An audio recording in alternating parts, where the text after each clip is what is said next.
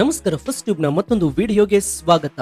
ಭೂಮಿಯ ಮೇಲಿನ ಸ್ವರ್ಗ ಅಂತ ಕರೆಯಲ್ಪಡುವಂತಹ ಜಮ್ಮು ಮತ್ತು ಕಾಶ್ಮೀರದ ಸುಂದರ ಕಣಿವೆಗಳು ಇದೀಗ ಅಕ್ಷರಶಃ ನಿಸರ್ಗದ ಭೀಕರ ಕೂಪಕ್ಕೆ ತುತ್ತಾಗ್ತಾ ಇದ್ದಾವೆ.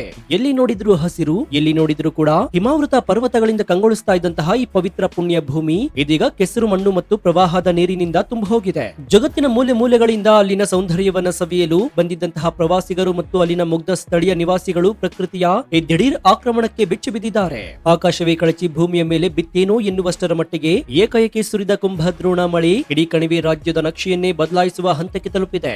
ಇದನ್ನೇ ವಿಜ್ಞಾನದ ಭಾಷೆಯಲ್ಲಿ ಕ್ಲೌಡ್ ಬಸ್ಟರ್ ಅಂದ್ರೆ ಮೇಘ ಸ್ಫೋಟ ಅಂತ ಕರೆಯಲಾಗುತ್ತೆ. ಕಾಶ್ಮೀರದ ಗಂದರ್ಬಾಲ್ ಜಿಲ್ಲೆ ಹಾಗೂ ಸೋನ್ಮಾರ್ಗ್ ನಂತಹ ಗುಡ್ಡಗಾಡು ಪ್ರದೇಶದಲ್ಲಿ ಇತ್ತೀಚೆಗೆ ಸಂಭವಿಸಿದ ಈ ಮೇಘ ಸ್ಫೋಟದ ಪರಿಣಾಮದಿಂದಾಗಿ ನೂರಾರು ಮನೆಗಳು ಕೊಚ್ಚಿ ಹೋಗಿವೆ. ಬೃಹತ್ ಸೇತುವೆಗಳು ಕಾಗದದ ಚೂರಿನಂತೆ ಮುರಿದು ಬಿದ್ದಿವೆ ಮತ್ತು ಸಂಪೂರ್ಣ ಜನಜೀವನ ಅಸ್ತವ್ಯಸ್ತಗೊಂಡಿದೆ. ಆದ್ರೆ ಇಲ್ಲಿ ನಮ್ಮೆಲ್ಲರನ್ನ ಕಾಡ್ತಾ ಇರುವಂತಹ ಅತಿ ದೊಡ್ಡ ಪ್ರಶ್ನೆ ಅಂದ್ರೆ ಈ ಮೇಘ ಸ್ಫೋಟ ಎನ್ನುವುದು ಕೇವಲ ಒಂದು ಸಾಮಾನ್ಯ ಮಳೆಯೇ ಅಥವಾ ಆಕಾಶದಲ್ಲಿ ನಡೀತಾ ಇರುವಂತಹ ಯಾವುದಾದ್ರೂ ಭೀಕರ ಸ್ಫೋಟನ ಅಂತ. ಅಷ್ಟಕ್ಕೂ ಹಿಮಾಲಯ ತಪ್ಪಲಿನಲ್ಲಿರುವಂತಹ ಕಾಶ್ಮೀರದಲ್ಲಿ ಪದೇ ಪದೇ ಈ ರೀತಿಯ ಮೇಘ ಸ್ಫೋಟಗಳು ಸಂಭವಿಸಲು ಅಡಗಿರುವಂತಹ ಭೌಗೋಳಿಕ ರಹಸ್ಯ ಇಂಥದ್ದು ಹಿಮಿಲೋನಿಂಬಸ್ ಎಂಬುವಂತಹ ದೈತ್ಯ ಮೋಡಗಳ ಒಳಗೆ ನಡೆಯುವಂತಹ ಕರಾಳ ರಾಸಾಯನಿಕ ಮತ್ತು ಭೌತಿಕ ಪ್ರಕ್ರಿಯೆಗಳು ಏನೇನು. ಕೇವಲ 20-30 ಚದರ ಕಿಲೋಮೀಟರ್ ವ್ಯಾಪ್ತಿಯಲ್ಲಿ ಒಂದು ಇಡೀ ಸಮುದ್ರದಷ್ಟು ನೀರು ಕೇವಲ ಕೆಲವು ನಿಮಿಷದಲ್ಲಿ ಸುರಿಯಲು ಹೇಗೆ ಸಾಧ್ಯ? ಜಾಗತಿಕ ತಾಪಮಾನ ಏರಿಕೆ ಅಂದ್ರೆ ಗ್ಲೋಬಲ್ ವಾರ್ಮಿಂಗ್ ನಮ್ಮ ವಾತಾವರಣ ವ್ಯವಸ್ಥೆಯನ್ನ ಇಷ್ಟೊಂದು ವಿಕೋಪಕ್ಕೆ ತಳ್ಳಿದಾದ್ರೂ ಯಾಕೆ? ಹವಾಮಾನ ಇಲಾಖೆಯ ಅತ್ಯಾಧುನಿಕ ಡಾಪ್ಲರ್ ರೇಡರ್ ಗಳಿಗೆ ಈ ಮೇಘ ಸ್ಫೋಟವನ್ನ ಮೊದಲೇ ಪತ್ತೆ ಹಚ್ಚಲು ಯಾಕೆ ಸಾಧ್ಯವಾಗಿಲ್ಲ? ಬನ್ನಿ ಇವತ್ತಿನ ಎಕ್ಸ್ಕ್ಲೂಸಿವ್ ಡೀಟೇಲ್ ರಿಪೋರ್ಟ್ ನಲ್ಲಿ ಕಾಶ್ಮೀರ ಮೇಘ ಸ್ಫೋಟದ ಹಿಂದಿರುವಂತಹ ವಿಜ್ಞಾನ, ಪ್ರವಾಹದ ಭೀಕರತೆ ಮತ್ತು ಭವಿಷ್ಯದಲ್ಲಿ ನಮಗೆ ಕಾದಿರುವಂತಹ ಆಪತ್ತಿನ ಪ್ರತಿಯೊಂದು ರೋಚಕ ಮಾಹಿತಿಯನ್ನ ಅತ್ಯಂತ ಸರಳವಾಗಿ ಅರ್ಥ ಮಾಡ್ಕೊಳ್ಳೋಣ. ವಿಡಿಯೋವನ್ನ ಎಲ್ಲೂ ಸ್ಕಿಪ್ ಮಾಡದೆ ಕೊನೆವರೆಗೂ ನೋಡಿ. ಸೊ ವಿಡಿಯೋವನ್ನ ಶುರು ಮಾಡೋಣ. ಆದ್ರೆ ಅದಕ್ಕೂ ಮುನ್ನ ನಿಮ್ಮ ಜಿಲ್ಲೆ ಯಾವುದು ಹಾಗೂ ಊರು ಯಾವುದು? ನಿಮ್ಮೂರಲ್ಲಿ ಮಳೆ ಆಗ್ತಾ ಇದೆಯಾ ಅಥವಾ ಬಿಸಿಲು ಹೆಚ್ಚಾಗಿದ್ಯಾ? ಕಮೆಂಟ್ ಮಾಡಿ ಹಾಗೂ ವಿಡಿಯೋಗೆ ಲೈಕ್ ಕೊಡಿ. ಸ್ನೇಹಿತರೆ, ಈ ಭಾರಿ ದೊಡ್ಡ ನೈಸರ್ಗಿಕ ವಿಕೋಪದ ಅಸಲಿ ಆಳ ನಿಮ್ಗೆ ಅರ್ಥ ಆಗ್ಬೇಕಾದ್ರೆ ನೀವು ಮೊದಲು ಮೇಘ ಸ್ಫೋಟ ಅಂದ್ರೆ ಏನು ಅನ್ನೋದನ್ನ ವೈಜ್ಞಾನಿಕವಾಗಿ ಕಂಪ್ಲೀಟ್ ಆಗಿ ಅರ್ಥ ಮಾಡ್ಕೊಳ್ಬೇಕಾಗತ್ತೆ. ಸಾಮಾನ್ಯವಾಗಿ ನಮಗೆ ಮಳೆ ಬಂದ್ರೆ ಅದು ಗಂಟೆಗಟ್ಟಲೆ ಅಥವಾ ದಿನಗಟ್ಟಲೆ ನಿಧಾನವಾಗಿ ಸುರಿಯುತ್ತೆ. ಅದು ಇಡೀ ತಾಲೂಕು ಅಥವಾ ಜಿಲ್ಲೆಯಾದ್ಯಂತ ಹರಡಿಕೊಂಡಿರುತ್ತೆ. ಆದ್ರೆ ಮೇಘ ಸ್ಫೋಟ ಎನ್ನುವುದು ಹಾಗಲ್ಲ. ಭಾರತೀಯ ಹವಾಮಾನ ಇಲಾಖೆಯ ಸ್ಪಷ್ಟ ವ್ಯಾಖ್ಯಾನದ ಪ್ರಕಾರ ಕೇವಲ 20-30 ಚದರ ಕಿಲೋಮೀಟರ್ ನಷ್ಟು ಅತ್ಯಂತ ಸಣ್ಣ ಭೌಗೋಳಿಕ ವ್ಯಾಪ್ತಿಯಲ್ಲಿ ಕೇವಲ 1 ಗಂಟೆಯ ಅವಧಿಯಲ್ಲಿ 100 ಮಿಲಿಮೀಟರ್ ಗಿಂತ ಅಧಿಕ ಮಳೆ ಸುರಿದ್ರೆ ಅದನ್ನ ಅಧಿಕೃತವಾಗಿ ಮೇಘ ಸ್ಫೋಟ ಅಂತ ಕರೆಯಲಾಗುತ್ತೆ. ಅಂದ್ರೆ ಅರ್ಥ ಮಾಡ್ಕೊಳ್ಳಿ, 1 ತಿಂಗಳು ಸುರಿಯಬೇಕಾದ ಸಂಪೂರ್ಣ ಮಳೆ ಕೇವಲ ಒಂದೇ 1 ಗಂಟೆಯಲ್ಲಿ ಒಂದೇ ಜಾಗದಲ್ಲಿ ಆಕಾಶಕ್ಕೆ ತೂತು ಬಿದ್ದಂತೆ ಸುರಿದು ಬಿಡುತ್ತೆ. ಇದು ಮಳೆಯಾಗಿರೋದಿಲ್ಲ, ಇದೊಂದು ನೀರಿನ ಬಾಂಬ್ ಸ್ಫೋಟಗೊಂಡಂತೆ ಇರುತ್ತೆ. ಇಷ್ಟೊಂದು ಭಾರಿ ಪ್ರಮಾಣದ ನೀರು ಆಕಾಶದಲ್ಲಿ ಒಮ್ಮೆಗೆ ಹೇಗೆ ಶೇಖರಣೆಯಾಗುತ್ತೆ ಅಂತ ನೀವು ಕೇಳಬಹುದು. ಇದರ ಹಿಂದಿನ ಅಸಲಿ ಖಳನಾಯಕ ಅಂದ್ರೆ ಅದು ಹಿಮಿಲೋನಿಂಬಸ್ ಎನ್ನುವಂತಹ ದೈತ್ಯ ಮೋಡ. ಆಕಾಶದ ಮೇಲಿನ ವಿಪರೀತ ಬಿಸಿಲಿನಿಂದಾಗಿ ನೀರು ಆವಿಯಾಗಿ ಮೇಲಕ್ಕೆ ಹೋಗುತ್ತೆ. ಕಾಶ್ಮೀರದಂತಹ ಗುಡ್ಡಗಾಡು ಪ್ರದೇಶದಲ್ಲಿ ಕೆಳಗೆ ಬಿಸಿಗಾಳಿ ಅತ್ಯಂತ ವೇಗವಾಗಿ ಪರ್ವತಗಳ ಮೇಲ್ಭಾಗಕ್ಕೆ ನುಗ್ಗುತ್ತೆ. ಈ ಬಿಸಿ ಗಾಳಿಯ ಜೊತೆಗೆ ಅಪಾರ ಪ್ರಮಾಣದ ತೇವಾಂಶ ಕೂಡ ಮೇಲಕ್ಕೆ ಹೋಗಿ ಅಲ್ಲಿರುವಂತಹ ಅತ್ಯಂತ ತಣ್ಣನೆಯ ಗಾಳಿಗೆ ಡಿಕ್ಕಿ ಹೊಡೆಯುತ್ತೆ. ಈ ಡಿಕ್ಕಿಯ ಪರಿಣಾಮದಿಂದಾಗಿ ಆಕಾಶದಲ್ಲಿ ಬರೋಬ್ಬರಿ 15 ಕಿಲೋಮೀಟರ್ ಎತ್ತರದವರೆಗೂ ಕೂಡ ಬೆಳೆಯುವ ಒಂದು ಬೃಹತ್ ಮೋಡದ ಪರ್ವತವೇ ಸೃಷ್ಟಿಯಾಗುತ್ತೆ. ಇದನ್ನು ಹಿಮಿಲೋನಿಂಬಸ್ ಎನ್ನುವಂತಹ ಮೋಡ ಅಂತ ಕರೆಯಲಾಗುತ್ತೆ. ಈ ಮೋಡದ ಒಳಗೆ ಲಕ್ಷಾಂತರ ಟನ್ಗಳಷ್ಟು ನೀರು ಸಂಗ್ರಹವಾಗಿರುತ್ತೆ. ಈ ದೈತ್ಯ ಮೋಡ ಸೃಷ್ಟಿಯಾದ ನಂತರ ಅಲ್ಲಿ ನಡೆಯುವ ಪ್ರಕ್ರಿಯೆ ಅಕ್ಷರಶಃ ಬೆಚ್ಚಿ ಬೀಳಿಸುವಂತಿರುತ್ತೆ. ಮೋಡದ ಒಳಗಿರುವಂತಹ ನೀರಿನ ಹನಿಗಳು ಮಳೆಯಾಗಿ ಕೆಳಗೆ ಬೀಳಲು ಪ್ರಯತ್ನಿಸುತ್ತೆ. ಆದ್ರೆ ಭೂಮಿಯ ಕೆಳಗಡೆಯಿಂದ ಮೇಲಕ್ಕೆ ನುಗ್ಗುವಂತಹ ಬಿಸಿಗಾಳಿಯ ಮೇಲ್ಮುಖ ಒತ್ತಡ ಅಂದ್ರೆ ಅಫ್ರಫ್ ಎಷ್ಟು ಪ್ರಬಲವಾಗಿರುತ್ತೆ ಅಂದ್ರೆ ಅದು ಆ ನೀರಿನ ಹನಿಯನ್ನ ಕೆಳಗೆ ಬಿಡಲು ಬಿಡೋದಿಲ್ಲ.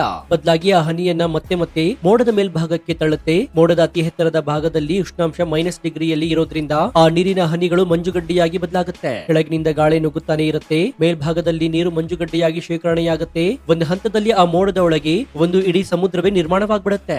ಯಾವಾಗ ಮೋಡದ ಒಳಗೆ ಶೇಖರಣೆಯಾದ ನೀರಿನ ಮತ್ತು ಮಂಜುಗಡ್ಡೆಯ ತೂಕ ವಿಪರೀತವಾಗಿ ಹೆಚ್ಚಾಗುತ್ತೋ ಆಗ ಕೆಳಗಿನಿಂದ ಬರ್ತಾ ಇದ್ದ ಗಾಳಿಯ ಮೇಲ್ಮುಖ ಒತ್ತಡಕ್ಕೆ ಆ ಬೃಹತ್ ತೂಕವನ್ನ ತಡೆದುಕೊಳ್ಳಲು ಕಂಪ್ಲೀಟ್ ಆಗಿ ಅಸಾಧ್ಯವಾಗುತ್ತೆ. ಭೂಮಿಯ ಗುರುತ್ವಾಕರ್ಷಣ ಶಕ್ತಿ ಆ ಗಾಳಿಯ ಒತ್ತಡವನ್ನ ಮೀರಿ ನಿಲ್ಲುತ್ತೆ. ಆ ಕ್ಷಣವೇ ಆಕಾಶದಲ್ಲಿ ಒಂದು ಭಾರಿ ದೊಡ್ಡ ವಿಸ್ಮಯ ಜರುಗುತ್ತೆ. ಮೋಡದೊಳಗೆ ಬಂಧಿಯಾಗಿದ್ದಂತಹ ಲಕ್ಷಾಂತರ ಟನ್ಗಳಷ್ಟು ನೀರು ಮತ್ತು ಮಂಜುಗಡ್ಡೆ ಕೇವಲ ಒಂದೇ ಏಟಿಗೆ ಬಲೂನ್ ಒಡೆದಂತೆ ಭೂಮಿಯ ಮೇಲೆ ಅಪ್ಪಳಿಸುತ್ತೆ. ಇದೇ ಆ ಕರಾಳ ಮೇಘ ಸ್ಫೋಟ.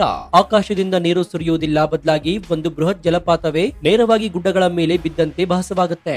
ಆ ನೀರು ಭೂಮಿಯನ್ನು ಸ್ಪರ್ಶಿಸುವ ವೇಗ ಮತ್ತು ಶಕ್ತಿ ಎಷ್ಟಿರುತ್ತೆ ಅಂತಂದ್ರೆ ಅದು ಅಡ್ಡ ಬರುವಂತಹ ಬಂಡೆಕಲ್ಲುಗಳನ್ನು ಕೂಡ ಪುಡಿ ಪುಡಿ ಮಾಡುವ ತಾಕತ್ತನ್ನ ಹೊಂದಿರುತ್ತೆ. ಮೇಘ ಸ್ಫೋಟ ಸಂಭವಿಸಿದ ತಕ್ಷಣ ಹುಟ್ಟಿಕೊಳ್ಳುವಂತಹ ಅತಿದೊಡ್ಡ ಆಪತ್ತು ಅಂದ್ರೆ ಅದು ದಿಢೀರ್ ಪ್ರವಾಹ. ಕಾಶ್ಮೀರದಂತಹ ಕಡಿದಾದ ಪರ್ವತ ಶ್ರೇಣಿಗಳಲ್ಲಿ ಈ ಪ್ರವಾಹದ ಭೀಕರತೆ 100 ಪಟ್ಟು ಹೆಚ್ಚಾಗಿರುತ್ತೆ. ಆಕಾಶದಿಂದ ಬಿದ್ದಂತಹ ಅಪಾರ ಪ್ರಮಾಣದ ನೀರು ಪರ್ವತಗಳ ಇಳಿಜಾರಿನಲ್ಲಿ ಅತ್ಯಂತ ವೇಗವಾಗಿ ಹರಿಯಲು ಶುರುವಾಗುತ್ತೆ. ಕೇವಲ ನೀರು ಮಾತ್ರವಲ್ಲದೆ ಆ ನೀರಿನ ಜೊತೆಗೆ ಮರಗಳು, ಬಂಡೆಗಳು ಮತ್ತು ಟನ್ ಗಟ್ಟಲೆ ಕೆಸರು, ಮಣ್ಣು ಒಟ್ಟಿಗೆ ಸೇರ್ಕೊಂಡು ಒಂದು ಬೃಹತ್ ತ್ಯಾಜ್ಯದ ಪ್ರವಾಹವಾಗಿ ಕಣಿವೆಗಳಿಗೆ ನುಗ್ಗುತ್ತೆ. ಹಳ್ಳಿಯ ಜನರು ಏನಾಗ್ತಾ ಇದೆ ಅಂತ ಯೋಚಿಸುವ ಮುನ್ನವೇ ಆ ಕೆಸರು ಮಣ್ಣಿನ ಪ್ರವಾಹ ಇಡೀ ಹಳ್ಳಿಯನ್ನೇ ನುಂಗಾಕ್ಬಿಡುತ್ತೆ. ಮನೆಗಳು, ವಾಹನಗಳು ಮತ್ತು ಜಾನುವಾರುಗಳು ಕೇವಲ ಇಸ್ಪಿಟ್ ಎಲೆಗಳಂತೆ ಆ ನೀರಿನಲ್ಲಿ ಕೊಚ್ಕೊಂಡು ಹೋಗುತ್ತವೆ. ಭಾರತದ ಇತರ ಭಾಗಗಳಿಗಿಂತ ಹಿಮಾಲಯ ತಪ್ಪಲಿನಲ್ಲಿರುವಂತಹ ಜಮ್ಮು ಕಾಶ್ಮೀರ, ಉತ್ತರಾಖಂಡ ಮತ್ತು ಹಿಮಾಚಲ ಪ್ರದೇಶಗಳಲ್ಲಿ ಈ ಮೇಘ ಸ್ಫೋಟಗಳು ಅತಿ ಹೆಚ್ಚು ಸಂಭವಿಸಲು ಅಸಲಿ ಕಾರಣ ಅಲ್ಲಿನ ಭೌಗೋಳಿಕ ರಚನೆ. ಬಂಗಾಳ ಕೊಲ್ಲಿ ಮತ್ತು ಅರಬ್ಬಿ ಸಮುದ್ರದಿಂದ ಬರುವಂತಹ ಮಾನ್ಸೂನ್ ಮಾರುತಗಳು ಮತ್ತು ತೇವಾಂಶ ಭರಿತ ಗಾಳಿ ನೇರವಾಗಿ ಬಂದು ಹಿಮಾಲಯದ ಬೃಹತ್ ಪರ್ವತಗಳಿಗೆ ಡಿಕ್ಕಿ ಹೊಡೆಯುತ್ತೆ. ಪರ್ವತಗಳು ಅತ್ಯಂತ ಎತ್ತರವಿರೋದ್ರಿಂದ ಆ ಗಾಳಿಗೆ ಮುಂದೆ ಹೋಗಲು ಸಾಧ್ಯವಾಗೋದಿಲ್ಲ. ಆಗ ಅನಿವಾರ್ಯವಾಗಿ ಅದೇ ಜಾಗದಲ್ಲಿ ಮೇಲಕ್ಕೇರಿ ಮೋಡಗಳು ಸೃಷ್ಟಿ ಮಾಡಲೇಬೇಕಾದ ಭೌಗೋಳಿಕ ಅನಿವಾರ್ಯತೆ ಅಲ್ಲಿರುತ್ತೆ. ಹಿಮಾಲಯದ ಆಳವಾದ ಕಣಿವೆಗಳು ಈ ಗಾಳಿಯನ್ನು ಒಂದು ಕೊಳವೆಯಂತೆ ಕೇಂದ್ರೀಕರಿಸಿ ಮೋಡಗಳಿಗೆ ಅಗಾಧವಾದಂತಹ ಶಕ್ತಿಯನ್ನು ಒದಗಿಸುತ್ತೆ. ಇದು ನಿಸರ್ಗವೇ ನಿರ್ಮಿಸಿರುವಂತಹ ಒಂದು ಕರಾಳ ಟೈಮ್ ಬಾಂಬ್ ಆಗಿರುತ್ತೆ. ಕಾಶ್ಮೀರ ಮೇಘ ಸ್ಫೋಟಗಳ ಇತಿಹಾಸದಲ್ಲಿ ನಾವು ಕೆದಕ್ತಾ ಹೋದ್ರೆ ನೆನಪಾಗುವುದು ಆ ಪವಿತ್ರ ಅಮರನಾಥ ಗುಹೆಯ ಬಳಿ ನಡೆದಂತಹ ಭೀಕರ ಘಟನೆಗಳು. ಲಕ್ಷಾಂತರ ಭಕ್ತರು ಪರಶಿವನ ದರ್ಶನಕ್ಕಾಗಿ ಹೋಗುವ ಆ ಕಡಿದಾದ ಕಣಿವೆ ಮಾರ್ಗಗಳು ಮೇಘ ಸ್ಫೋಟದ ಅತಿ ದೊಡ್ಡ ಟಾರ್ಗೆಟ್ ಆಗಿರುತ್ತೆ.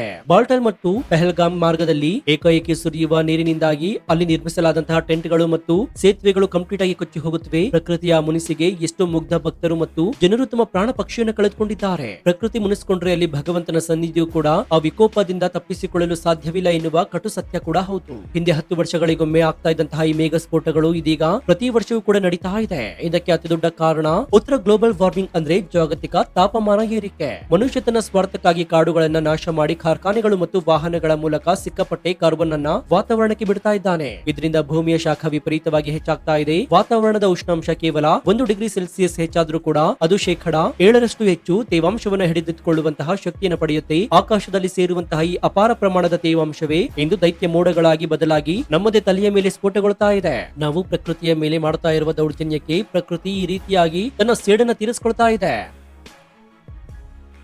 ಭಾರತ ಅಂತರಿಕ್ಷದಲ್ಲಿ ಅದ್ಭುತ ಸಾಧನೆ ಮಾಡಿದೆ. ಇಸ್ರೋದಂತಹ ಪ್ರತಿಷ್ಠಿತ ಸಂಸ್ಥೆ ನಮ್ಮಲ್ಲಿದೆ. ಹವಾಮಾನ ಇಲಾಖೆ ಬಳಿ ಅತ್ಯಾಧುನಿಕ ಡಾಪ್ಲರ್ ವೆದರ್ ರಾಡರ್ಗಳಿವೆ. ಆದ್ರೂ ಈ ಮೇಘ ಸ್ಫೋಟವನ್ನ ಮೊದಲೇ ಕರಾರುವಕ್ಕಾಗಿ ಪತ್ತೆ ಹಚ್ಚಲು ಯಾಕೆ ಸಾಧ್ಯವಾಗ್ತಾ ಇಲ್ಲ? ಇದಕ್ಕೆ ಅಸಲಿ ಕಾರಣ ಈ ಪ್ರಕ್ರಿಯೆ ನಡೆಯುವ ವೇಗ. ಈ ಮೋಡಗಳು ಸೃಷ್ಟಿಯಾಗಿ ಸ್ಫೋಟಗೊಳ್ಳಲು ತೆಗೆದುಕೊಳ್ಳುವ ಸಮಯ ಕೇವಲ ಅರ್ಧ ಗಂಟೆಯಿಂದ 45 ನಿಮಿಷಗಳು ಮಾತ್ರ.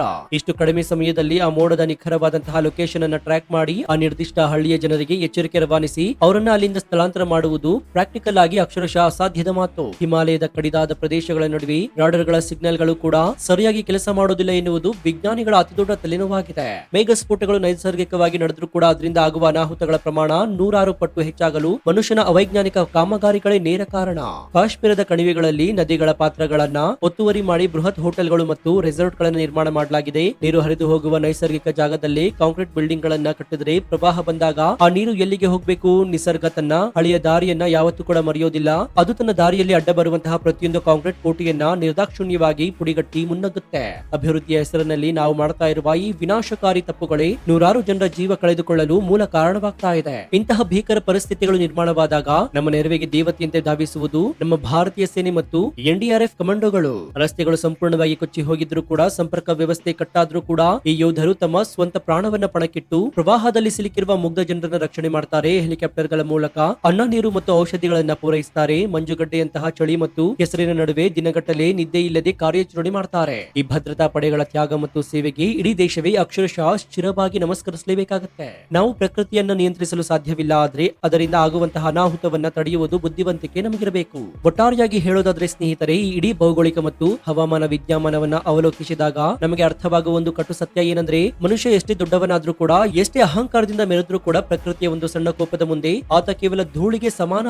ಕಾಶ್ಮೀರ ಮೇಘ ಸ್ಫೋಟಗಳು ಕೇವಲ ಒಂದು ನೈಸರ್ಗಿಕ ಘಟನೆಯಲ್ಲ, ಬದಲಾಗಿ ಅದು ಪ್ರಕೃತಿ ನಮಗೆ ಕೊಡ್ತಾ ಇರುವ ಕಟ್ಟ ಕಡೆಯ ಎಚ್ಚರಿಕೆ ಗಂಟೆಯಾಗಿದೆ. ಗ್ಲೋಬಲ್ ವಾರ್ಮಿಂಗ್ ಅನ್ನು ತಡೆಯಲು ನಾವು ಹಿಂದೆ ಜಾಗೃತರಾಗದಿದ್ರೆ ಮುಂದಿನ ದಿನಗಳಲ್ಲಿ ಭೂಮಿಯ ಮೇಲಿನ ಸ್ವರ್ಗವಾಗಿರುವಂತಹ ಕಾಶ್ಮೀರ ಕೇವಲ ಕಣ್ಣೀರಿನ ಕಣಿವೆಯಾಗಿ ಬದಲಾಗೋದ್ರಲ್ಲಿ ಯಾವುದೇ ಸಂದೇಹವಿಲ್ಲ. ಕಾಶ್ಮೀರದ ಮೇಘ ಸ್ಫೋಟದ ಹಿಂದಿರುವಂತಹ ವಿಜ್ಞಾನ ಮತ್ತು ಅದರ ಭೀಕರತೆಯ ವಾಸ್ತವ ಚಿತ್ರಣವನ್ನ ಎಲ್ಲರಿಗೂ ತಲುಪುವ ಹಾಗೆ ವಿಡಿಯೋವನ್ನ ನಿಮ್ಮ ವಾಟ್ಸ್ಆಪ್ ಫೇಸ್ಬುಕ್ ಗ್ರೂಪ್ ನಲ್ಲಿ ಮರೆಯದೆ ಶೇರ್ ಮಾಡಿ. ಇದೇ ರೀತಿಯ ನಿಖರವಾದ ಹಾಗೂ ವಿಸ್ತೃತವಾದಂತಹ ಪರಿಸರ ವಿಜ್ಞಾನ ಮತ್ತು ಜಿಯೋಪೊಲಿಟಿಕ್ಸ್ ನ ನಿಷ್ಪಕ್ಷಪಾತ, ತ್ವರಿತ ಮತ್ತು ಅತ್ಯಂತ ಡೀಟೇಲ್ ಆದ ರಿಪೋರ್ಟ್ ಗಳಿಗಾಗಿ ನಿಮ್ಮ ನೆಚ್ಚಿನ ಫಸ್ಟ್ ಟ್ಯೂಬ್ ಯೂಟ್ಯೂಬ್ ಚಾನಲ್ ಅನ್ನು ಈಗಲೇ ಸಬ್ಸ್ಕ್ರೈಬ್ ಮಾಡಿಕೊಂಡು ಪಕ್ಕದಲ್ಲಿರುವಂತಹ ಬೆಲ್ ಐಕಾನ್ ಅನ್ನು ಪ್ರೆಸ್ ಮಾಡಿ. ಇದರಿಂದ ನಾವು ಹಾಕುವ ಹೊಸ ವಿಡಿಯೋಗಳ ನೋಟಿಫಿಕೇಶನ್ ಮೊದಲು ನಿಮಗೆ ಸಿಗುತ್ತೆ. ಇನ್ನು ನಮ್ಮ ಚಾನಲ್ ನಲ್ಲಿ ಇಂತಹ ಅನೇಕ ಕುತೂಹಲಕಾರಿ ವಿಡಿಯೋಗಳು ಇವೆ, ಅವುಗಳನ್ನು ನೋಡಿ ಪ್ರೋತ್ಸಾಹಿಸಿ. ಇದಾಗಿತ್ತು ಈ ಕ್ಷಣದ ವಿಶೇಷ. ನೋಡ್ತಾ ಇರಿ ಫಸ್ಟ್ ನ್ಯೂಸ್ ಕನ್ನಡ. ಧನ್ಯವಾದ.